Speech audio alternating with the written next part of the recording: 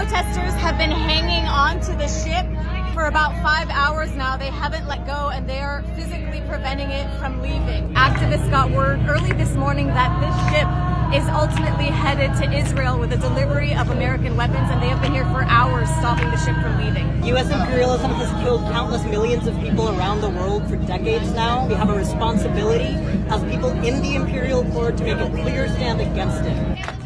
Concentration camps. The same thing is happening right now. We ask ourselves, what would we have done if we were in 1945? We all want to imagine that we would have done something.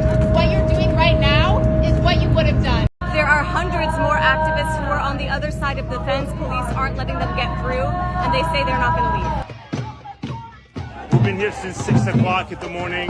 We're here to let the world know that Oakland Port is shipping weapons to the state of Israel to continue to murder our families in Palestine. I'm here as a Jewish person, the granddaughter of Holocaust survivors, watching the weaponization of Jewish history, my history, to be used to carry out a genocide against the Palestinian people. And I'm here as a U.S. citizen, watching my government send billions of dollars in military aid to Israel to be used to carry out this genocide. Activists told us they'd received word that military equipment and weapons would be loaded onto the ship at stops elsewhere before sailing to Israel. And it's not the first time protesters have used this tactic.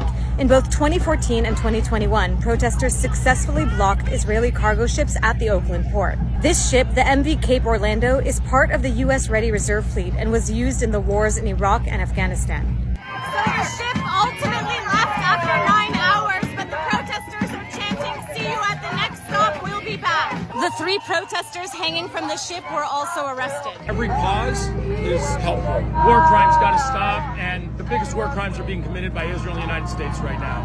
See you at the next stop, we'll be back. See you at the next stop, we'll be back. See you at the next stop, we'll be back. See you at the next stop, we'll be back.